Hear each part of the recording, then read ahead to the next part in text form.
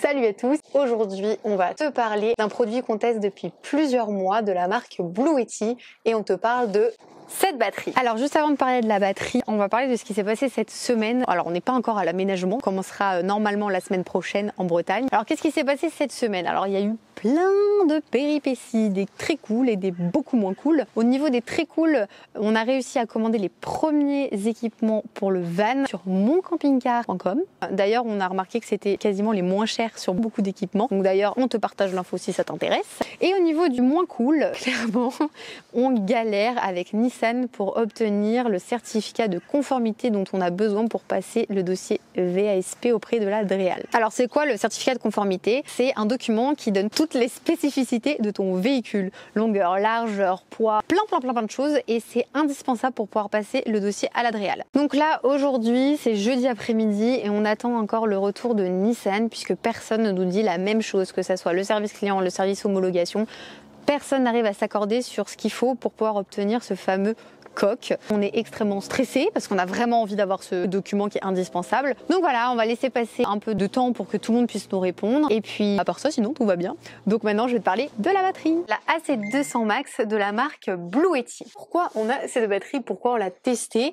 Et surtout, quel est notre avis? Et c'est ce qu'on va t'expliquer dans cette vidéo. Alors les caractéristiques de cette batterie. C'est une batterie qui fait 2048 Wh, c'est-à-dire environ 170 ampères. C'est une batterie au lithium et surtout qui est portative, c'est-à-dire qu'elle comprend déjà un convertisseur. Donc comme on voit ici, on a 4 prises 230 volts. La possibilité de se recharger en USB, donc classique.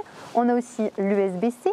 On a également plein d'autres petits ports comme ça là ici. On a aussi l'allume-cigare. C'est une batterie avec un écran intégré pour suivre sa consommation quand on branche ses appareils. Et le gros plus que moi j'adore, juste au-dessus, on peut recharger son téléphone sans fil. Ça marche avec mon iPhone, mais ça marche pas avec le Oppo de Matisse par contre, donc à voir si le téléphone est compatible. L'intérêt de cette batterie, c'est surtout qu'elle est portative, ça te permet de ne pas avoir une installation électrique dans ton fourgon. Donc si tu veux partir les week-ends ou une petite semaine avec, tu emmènes ta batterie et tu as tout ici. Comment on recharge ce gros bébé? Alors il y a 7 modes de rechargement possibles, les 3 essentiels, les 3 qu'on a finalement utilisés.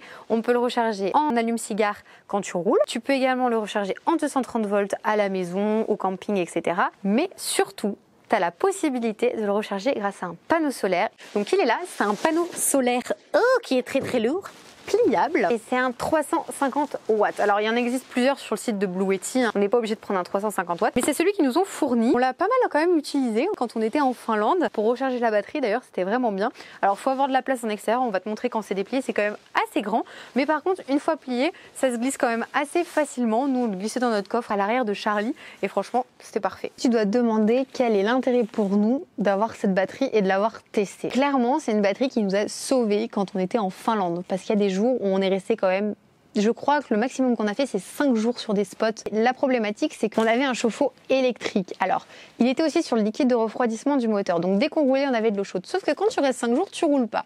Donc on a mis notre chauffe-eau électrique et c'est quelque chose qui mangeait énormément d'énergie. Donc la batterie elle nous a surtout permis de recharger la batterie auxiliaire du van. Donc la batterie auxiliaire c'est celle qui est branchée avec les panneaux solaires, qui fait toute l'électricité qu'on a à l'intérieur, qui fait fonctionner tous nos équipements. La deuxième raison pour laquelle on a accepté de tester cette batterie, c'est qu'elle nous permet de travailler dehors. Notre métier maintenant, c'est d'être créateur de contenu. Donc on travaille un peu de partout. Et en van, quand il fait beau, t'as pas forcément envie d'être enfermé dans ton van. Sauf peut-être maintenant avec cette immense ouverture, peut-être qu'on va plus travailler dans le van. Mais clairement, il faut quand même avoir la possibilité de travailler en extérieur. Donc brancher l'ordinateur, brancher ton téléphone, brancher tous les équipements dont tu as besoin. Et ça, c'est quelque chose qui est vraiment possible avec cette batterie parce que déjà, elle permet d'accueillir plein d'appareils en simultané, vu sa capacité. Et puis, on peut la déplacer facilement avec les 2 poignées. Alors, facilement, oui et non, hein, parce que clairement, c'est quand même un gros bébé. En plus de ça, j'ai pu utiliser mon sèche-cheveux dans le camion parce qu'on n'avait pas un convertisseur assez puissant dans Charlie qui me permettait de mettre mon sèche-cheveux. Et clairement, quand tu es en Finlande et qu'il fait 5 degrés, et bah, tu es bien contente de pouvoir sécher les cheveux.